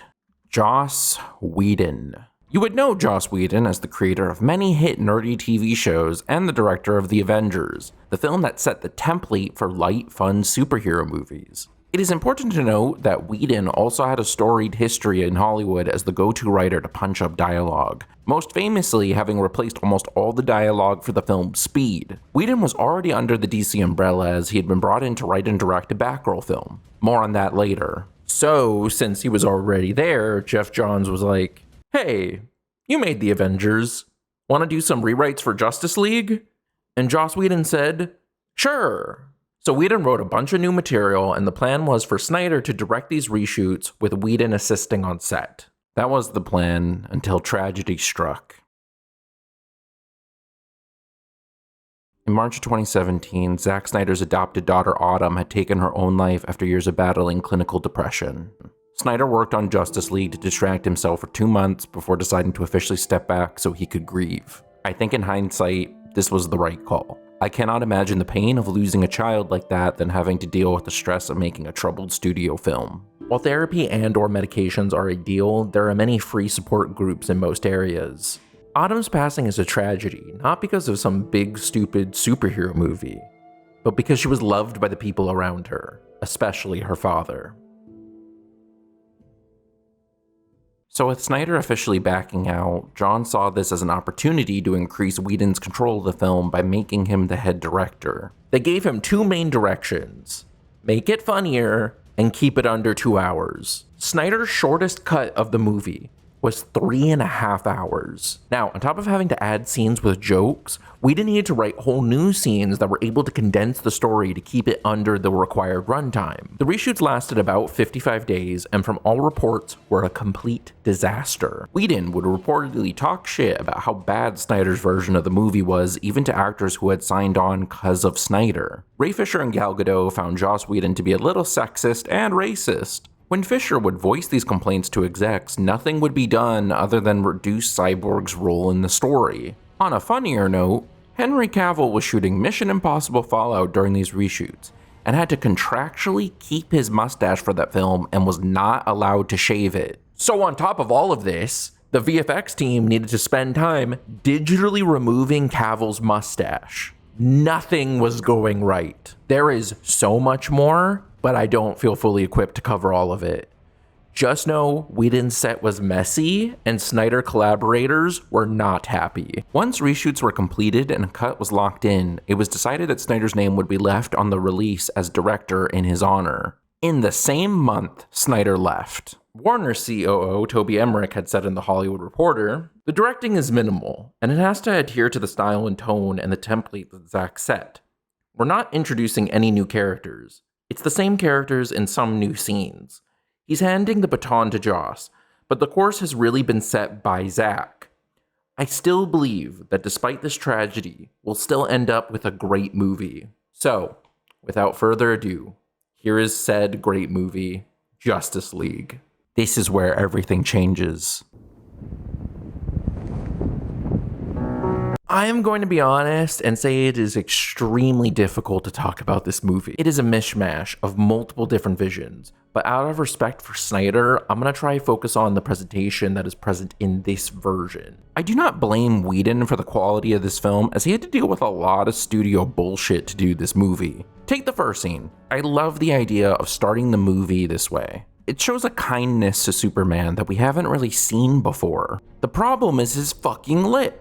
It just looks so wrong. You can immediately identify what Cavill reshot because of his weird CGI upper lip. It is a shame how distracting it is, because Cavill finally gets to be charming in this movie. He gets to smile and be friendly, and for the first time, it feels like what many people wanted from his Superman all along. It is just ruined by his fucking lip. So the scene already gets us off to a weird start. Not helped by being followed by another obvious reshoot. There are 2 types of main reshoots present. The most important, in my opinion, are the scenes that are made to help condense the story. The opening scene with Batman is just that, even if it doesn't make a whole lot of sense. Batman wants to capture a parademon for study, I guess, but then it just explodes into an ash drawing of 3 boxes, which are the MacGuffins. No explanation of why the parademon exploding leaves behind vague clues, but Batman takes this as proof of something big is coming, so time to assemble a team. You get the feeling that this took the point of 3 different scenes and crammed it all into one. This is then followed by a montage to show the dire state of the world by showing everyone being sad and some guy kicking some oranges. Man, the world really needs heroes if guys feel free to kick fruit like that, despite him immediately being arrested. The other type of reshoot, and by far the most criticized, is the additions of humor added into the middle of already existing scenes. Not very good jokes either. Whedon has a very Whedon way of writing dialogue that seemed pretty fun at first, but by 2017, people were really sick of it. What makes it worse is you can tell this was a rush job. Whedon almost copy and pasted jokes from previous Avengers movies he made, including the really bad ones. I'm always picking up after you boys. Children. I work with children. Sorry. There are many clear indicators of what is and what is not a reshoot. Of course, you got Cavill's lip, but there are also noticeable hair changes between shots for stuff that was added in later. The main aesthetic difference overall is the color by the fact it exists. Snyder is known for draining color from his compositions, while Whedon is known for the opposite. In an attempt to make the film more light and fun, the reshoots were shot to make the colors pop, but to make sure they matched the existing footage, they needed to bump up the saturation. I have never really talked about this before, but the superhero costumes in these movies are kinda awful. The textures just look bad, and there are so many odd parts that stick out that do not look practical. These suits were designed with low lighting in mind, so when you bump up the lights, they look even worse. Now, I don't know if I can blame the reshoots or whatever the original version was, because at its core, the biggest problem is I just don't care. This movie is constructed in a way that you will only really be on board if you liked what Snyder had brought to the table up to this point character-wise. Sure, these characters are telling jokes, but do you actually like them as characters? No, not at all. By this point, I kinda like Wonder Woman, but she is just kinda treated as the lady on the team. She has some tensions with Bruce, but he just apologizes, then it's over. Speaking of Bruce, I kind of like him here. This is the most entertained I have been by Affleck in this role. I still don't think it's a good performance, but he gets to do something else other than serious. His jokes are bad, but Affleck delivers them in such a confused way, I found them funny. Do you talk to fish? I cannot think of another time an actor was this lost comedically. I knew you didn't bring me back because you like me. I don't. Not. I can say he was definitely funnier than Flash. Barry is centered as the main comic relief, which is just talk fast, be awkward, and fanboy. People liked him because he brought energy to a very dull series, but that same energy reeks of desperation. They want Barry to be everybody's favorite so badly it is annoying. Aquaman is there. He is like a stoic dude bro. We get some backstory during this very awkward scene where he talks to Amber Heard. The movie presents us like we should care, but it is just here to give him clunky backstory and to set up his movie, which is next. The only moment of vulnerability we get is this forced scene where he sits on the lasso of truth, where he shares his feelings, then gets embarrassed. He is just kind of there. A weird thing is that established heroes get really good reveal shots to make them feel important, while all the new guys get the most clunky establishing scenes. Take Cyborg, who just shows up in the movie. He just monologues about how monstrous he is, but we don't know this guy. We are given no scenes of who Victor was before he was this. Cyborg was everyone's least favorite character because he leaves no strong impression, and there is a reason for that. Ray Fisher really hated working with Whedon, and if we're going to go by how Cyborg is framed in this film, Joss did really take it out on him because all his material feels condensed with all capital letters. According to Fisher, the only thing he shot with Snyder left in the theatrical cut was this scene of the League meeting with Gordon on a rooftop. So it is clear Cyborg suffered the most in terms of character. Then there is the villain, who is fine? I mean it, he is fine.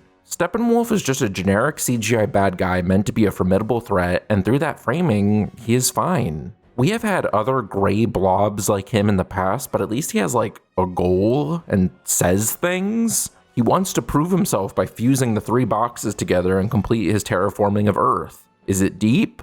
No. Could he be better? Yes. I just don't really care. Which is the real Achilles heel. You just don't care, and if you liked any of these people, the movie would be more positively looked at. The film obviously still has greater flaws, but some are to its benefit. The pacing of this movie moves like a bullet due to its required runtime. It is hard to fully take in the story with how fast it moves. Weirdly, the quick pace is appreciated.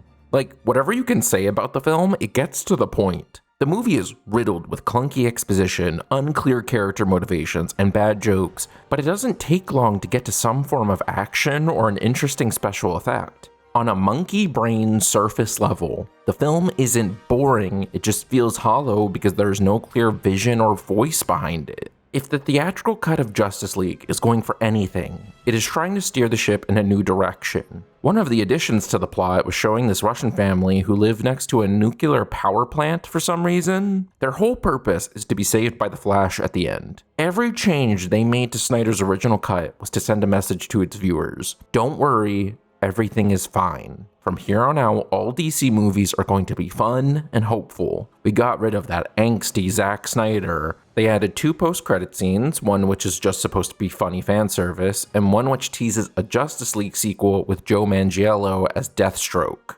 Shouldn't we have a league of our own? They needed to try to convince audiences to be on board. The problem is that you need an audience to be present. There is a lot to cover in the aftermath of Justice League. But let's begin with the numbers. Due to the cost of the extensive reshoots, Justice League's budget had ballooned to $300 million, one of the highest costs for a production in history. The film ended its run at a measly $661 million, the lowest gross for any DCEU movie up to this point. It had slightly better reviews than, say, BVS and Suicide Squad, but it was not liked. No one was arguing critics were being paid off for this one. WB had lost millions of dollars on the thing that they had hoped would fix everything. Their big payoff team-up film was a huge disaster by the only metric they care about, financially. DC films needed to change. In December of 2017, 1 month after Justice League's release, John Berg departed the division, being replaced with Walter Hamada, another successful executive within Warner Brothers. Hamada brought radical change to DC films by deciding to abandon the idea of creating this interconnected universe and salvage what they could by making more standalone films. They would continue with what had worked and completely discard anything that didn't. So a lot of changes were happening behind the scenes. Ray Fisher was the most vocal about his disappointment of how Justice League was handled, attempting for years to get the incident properly investigated. Hamada, Johns, and other executives were all accused of impeding said investigation. Fisher finally stated that he would not reprise the role of Cyborg until Hamada had stepped down. Needless to say, any future planned appearances of Cyborg, including his announced solo movie, had been cancelled. Joss Whedon's Batgirl? He was taken off the project in February of 2018. What about Affleck's Batman movie? I can't get into a play-by-play about this one, but Ben Affleck was going through a pretty rough time during his tenure as Batman. He was struggling with alcoholism during this time and was stressed with proving himself. The original Deathstroke scene in Justice League was supposed to set him up being a villain in this hypothetical Batman movie. When he finally locked in a script, Affleck had sent it to a friend who told him it was great, but cautioned he should focus more on himself. In January of 2017, before the Whedon reshoots, he stepped down as director. The next month, Matt Reeves was brought on to replace him, but more on that later. Then came the rumors that Henry Cavill himself had a waning interest in playing Superman. Snyder had set up a plan for this character that now would never come to pass. Hamada wanted to leave the foundation Snyder had built behind them, but the fans really just could not let it go. So right after Justice League came out, all this information about what happened started trickling out to the public. It was a PR nightmare for the series, but fans made it clear that they wanted one thing and one thing only: release the Snyder Cut. It became clear that somewhere in WB's archives was a version of this movie that Snyder had overseen, the one executives hated, which is why they pushed for reshoots in the first place. Hundreds of petitions with thousands of signatures were pushed forward, including renting a billboard outside of Comic-Con in 2019. Snyder's fanbase wanted to see his vision unaltered because whatever he made had to have been better to them. A similar thing had happened years ago with Richard Donner's Superman 2. To make a long story short, Donner had shot about 70% of Superman 2 before being replaced with a new director who reshot a bunch of it. In 2006, Donner got to release his Donner Cut with everything he shot, but he still needed to use some footage from the theatrical cut to fill in that 30% gap. So if that could happen, surely it was possible that the Snyder Cut could be completed. Here's the thing.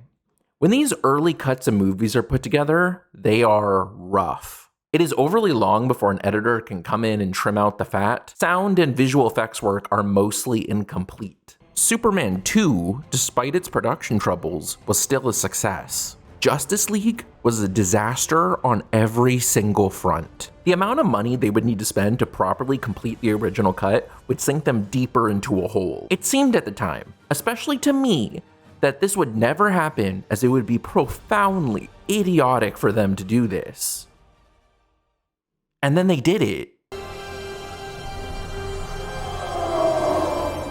For complete transparency, the Snyder Cut wasn't released until March of 2021.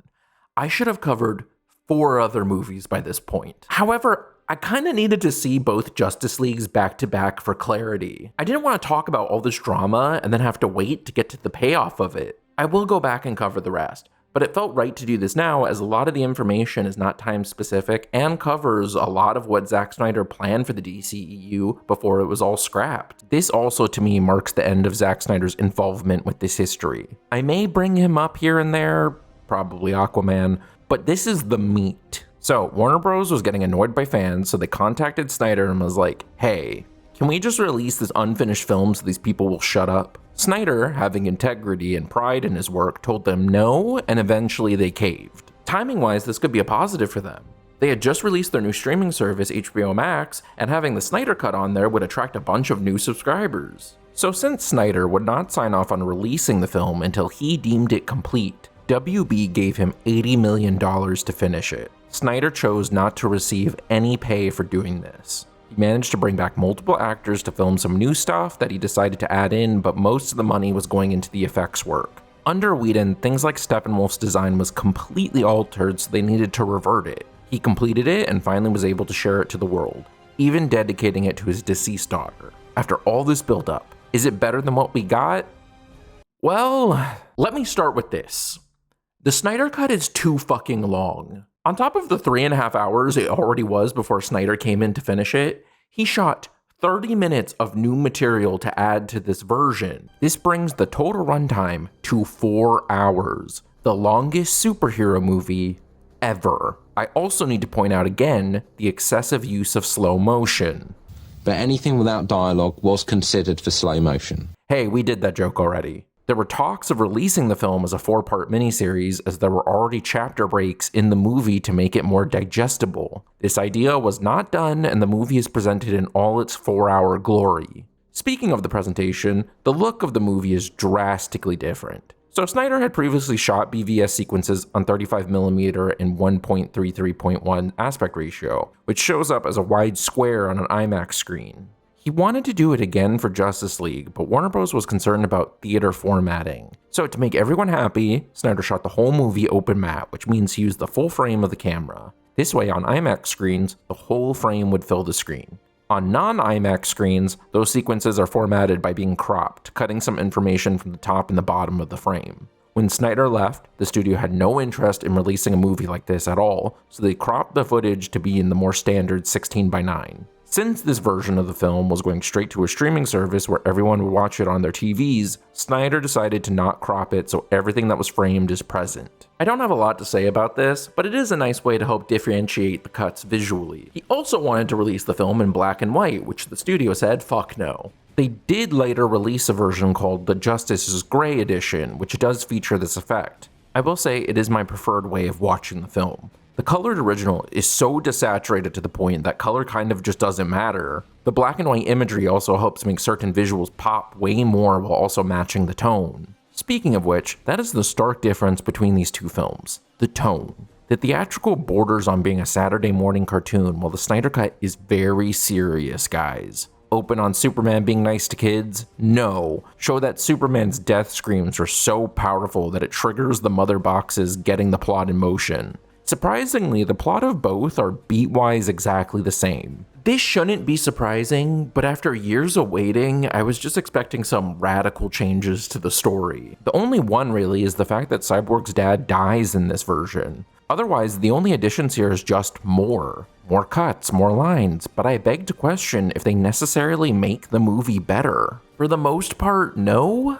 This movie drives my editor brain wild with how much I'm yelling cut in my head.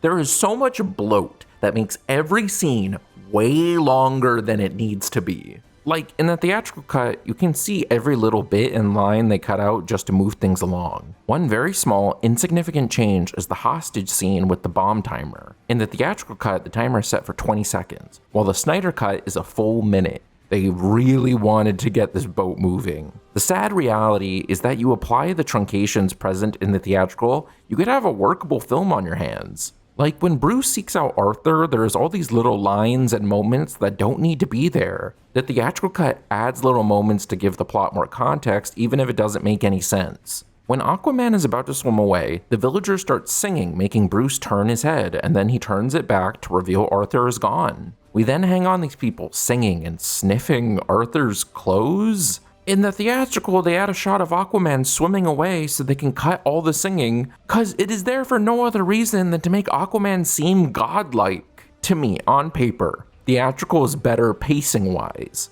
This kind of bloat permeates through every scene. From the hostage situation to the Themyscira fight, there's so much that they just cut out and it really wasn't missed. Like, it takes 2.5 hours to cover all the same ground the theatrical does in 50 minutes. I think it is also worth noting that Snyder could have had some hindsight in certain editing choices. Like, when you compare the two versions, sometimes two scenes are exactly the same except for one take. The one that really struck me was this gratuitous ass shot of Gal Gadot in the theatrical. This butt shot is the only difference between the two cuts. I have doubts they spent time and money during the reshoots just to get a shot of Gal Gadot's ass. So Snyder had to have framed it this way, right? Maybe this scene was left completely intact in the theatrical version. It is also possible Whedon was editing and him being weirdo decided to add it in the shot. Or maybe, just maybe, Snyder saw the edit of this scene, took out the butt shot to forever damn the other version as the one to use it. I'm sorry for talking about this ass shot for so long,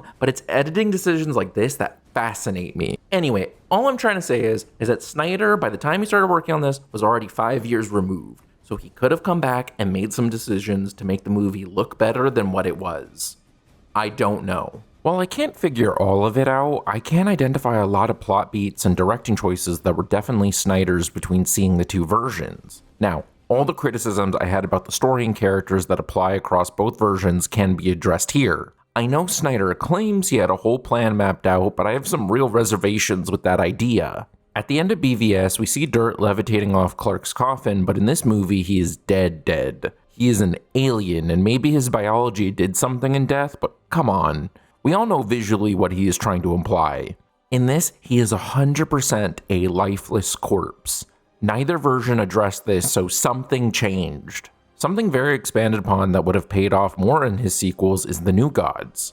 The theatrical cut only had Steppenwolf, even replacing Darkseid in certain scenes. We get a bunch of more scenes of Steppenwolf, Desaad, and Darkseid to expand on these great evils, and they are mega boring. Theatrical Steppenwolf is not interesting, but he serves his role as a threat to assemble the League. This Steppenwolf gets a bunch of more scenes on his own and he just doubles down on not being interesting. He has like a chip on his shoulder because he fell out of Darkseid's favor, but it just doesn't matter. More backstory does not automatically equal good. We know more about him, but we still feel no different when he gets his head chopped off. All his scenes just feel like bloat. What about the anti-life equation? What about it? This might be hearsay, but I think the anti-life equation is kind of a stupid idea. This movie does not explain it very well, but essentially it is a formula that can conquer people's will. For an evil race who has already conquered worlds and even turns planet survivors into robot bug slaves, do you really need mind control? Darkseid is pretty powerful on his own. He literally rivals gods.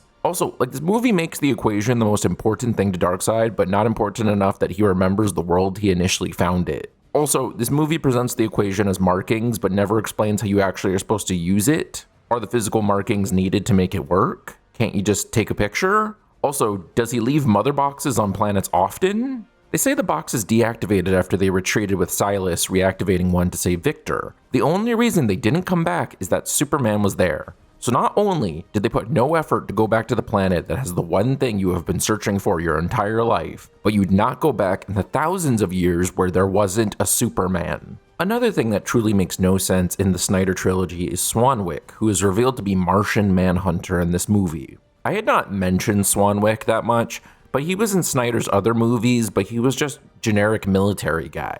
Then in this movie, he is revealed to be a shape-shifting alien who you would not know unless you have read the comics or watched the cartoon. There is absolutely no way this was always the plan. Martian Manhunter is an extremely powerful character and yet did nothing during any previous movies, just hoping other people dealt with it. He can literally shapeshift into anyone. Your identity will be safe. What is even weirder is that this reveal takes place right after Martha and Lois Lane have a heart-to-heart. Turns out that wasn't Martha, but instead Martian Manhunter, completely undercutting the emotion in the previous scene, because everything Martha Manhunter says is now invalid. Speaking of this scene, it's finally time to talk about Lois Lane. Amy Adams' Lois Lane has been here since the beginning. She gets whole scenes dedicated to her in all of these movies. We are constantly told how important she is, but she is so boring. All her scenes are devoid of tension and really just don't end up mattering. Let's go back to BVS for a moment. So after Batman and Superman become allies, she picks up Batman's kryptonite spear and throws it down this well without asking anybody. Then when Batman realizes they can stop Doomsday with said spear, Lois goes, "Oh shit, I threw that thing down a well." She then dives in to get the spear and fucks up so badly, she starts drowning, forcing Superman to go save her in the middle of this gigantic fight. So through all that, Superman just picks up the spear. They give her things to do, but it doesn't impact anything. This is made worse by the film's foreshadowing that she will have some important role in the sequels. Lois Lane! She's the key! We are 3 movies into a 5-movie plan, nearly 10 hours of story, and she does nothing. Snyder Cut presents her in a such deep grief over Clark's death, but after her conversation with Martha Manhunter, she decides to begin moving on. She visits Superman's memorial one last time and walks away, ready to begin the next chapter. Oh wait, Superman got resurrected. Forget all that shit. Time to be Superman's arm candy again. What makes it worse is they have revealed what the plan was supposed to be with Lois, and it is so fucking unbelievable. I will save it for the aftermath. For now, I will go through all the characters of this film. Diana is mostly the same. She is nice and misses Steve Trevor, so she keeps her distance. Batman is back to his more stoic personality. Aquaman gets a lot more lore building as his movie was coming up next, but it is really clunky here. They drop so much context about conflicts that get no resolution in this movie. He is ignoring his place as King of Atlantis, and the movie ends with him coming out of hiding to confront his past. Arthur goes on about how this isn't his problem, but then for no reason pops up to save people because I guess there's just some inherent good in him. Not very interesting. Look, Ezra Miller is not funny in the theatrical, but to be honest, it is much worse here.